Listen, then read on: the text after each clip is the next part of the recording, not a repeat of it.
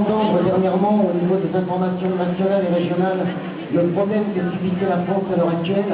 Bon nombre de chats, malheureusement, sont restés dans les filets de ces gens qui sont cruels, qui n'hésitent pas à tuer un animal pour récupérer leur peau.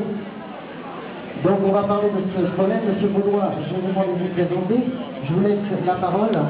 Et si le public a des questions à poser, n'hésitez pas à poser vos questions. Monsieur le président de la SPAC est là pour y répondre. Voilà. D'abord, bonjour monsieur, mesdames, bonjour monsieur. Donc je vais me présenter. Je suis monsieur Baudouin, Michel. Je suis président de l'ASPAC des Deux-Sèvres.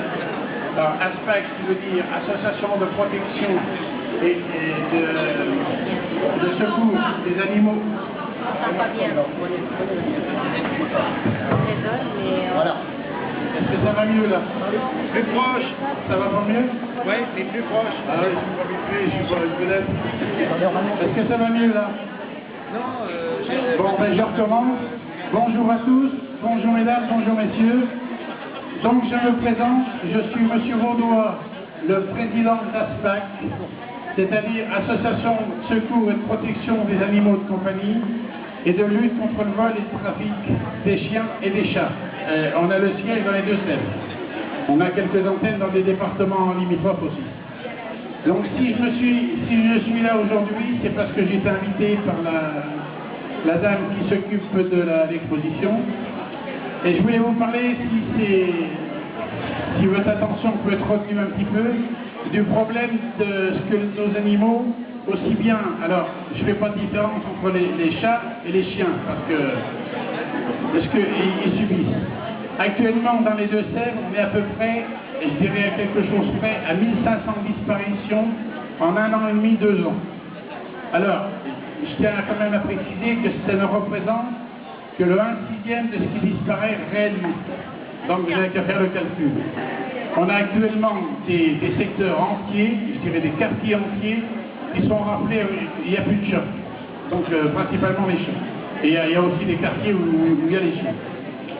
Donc on est donc une association de lutte contre le vol et le trafic. On essaye aussi de donner les conseils aux gens quand ils ont perdu un animal, qu'on leur a volé, parce que ce qu'il faut absolument que les gens y fassent, et ça c'est encore dur à faire, il faut que quand un chat a disparu ou un chien, il faut qu'ils aillent déposer plainte à la gendarmerie. C'est ce que j'appelle déposer une plainte, c'est-à-dire pas une main courante, parce qu'une main courante, quand vous êtes parti, on n'en parle plus. C'est une plainte, chose qui reste. Et quand les gens nous contactent, je réponds toujours au courrier ou au téléphone, quand les gens nous contactent, je réponds toujours au courrier et je leur demande de m'envoyer les photocopies de leurs plaintes. Parce que comme ça permet, et de temps en temps, quand il y en a malheureusement beaucoup dans un secteur, ça nous permet d'intervenir au niveau des journaux et de faire voir que c'est un problème qui se passe. Parce que, pour reconnaître que la protection animale n'est encore pas tellement, je dirais, bien soutenue, que ce soit par les gendarmeries, que ce soit par les commissariats, que ce soit par les élus, les communes, on a encore de grosses difficultés quand on a des problèmes. Donc c'est pour ça qu'il faut qu'on essaie de se rassembler et d'être le plus nombreux possible. Alors je voulais vous parler aussi. Voilà. Je voulais vous parler aussi, on donne aussi des conseils aux gens lors d'achat d'animaux. Je ne parle pas dans les salons comme ça parce qu'en principe c'est vérifié. Mais quand il y a des gens qui achètent dans des animaleries, dans des lieux, même des éleveurs pas toujours déclarés, de bien faire attention aux animaux quand ils achètent. Parce que c'est valable pour les chats, c'est aussi valable pour les chiens, parce qu'il y a beaucoup de chiens qui viennent malheureusement des pays de l'Est, avec les problèmes que ça pose 1 ou 2 ans après. Je voulais aussi, on essaye aussi de sensibiliser les gens, parce qu'il y a un gros travail à faire. Alors il n'y a pas simplement sur le vol et le trafic, il y a aussi sur les gens quand ils achètent un animal. C'est-à-dire qu'il faut qu'ils se rendent compte que c'est un animal et qu'ils en prennent pour un moment. C'est-à-dire pour 10-15 ans, par exemple, pour un chien, voire plus pour un chat. Parce que malheureusement, plus ça va, plus on en retrouve, 6 mois après, on n'en veut plus. Alors, tous les prétextes sont bons. Alors, pour nous dire que le couple se sépare, changement de logement, d'appartement, changement de situation, propriétaires qui ne veulent plus louer aux personnes qui ont des animaux, des chatons qui font des bêtises au début, mais ça, on devrait le savoir, je pense que les gens devraient le savoir, les enfants qui ne veulent plus de leurs animaux, les personnes âgées qui partent en maison de retraite, mais malheureusement, les enfants veulent bien placer les anciens, mais pas prendre des animaux. Maintenant, ce qui sort de plus en plus, on me fait le coup de l'allergie au poil, pour abandonner justement son animal. Alors, il y a aussi beaucoup, et ça concerne surtout les chats, mais les chats communs, c'est-à-dire il y a beaucoup d'abandon sauvage, c'est-à-dire des chats qui sont perdus, des chats dans des caisses en carton, des chatons dans des caisses en carton. Il y en a qui sont mis dans des conteneurs pour être portés dans les broyeurs aux déchetteries. Ça arrive aussi malheureusement. Dans les bois, les fossés, il y en a partout. Donc ça c'est une cause aussi. Après on travaille aussi, on essaie de sensibiliser aussi les gens sur la stérilisation des animaux. Parce que ça c'est une chose primordiale. Parce que quand les gens disent qu'ils aiment bien les animaux, quand on aime bien l'animal, on fait attention à ce qu'on fait, c'est-à-dire qu'on prend la précaution de le faire stériliser de façon à ce qu'il n'y ait pas de prolifération.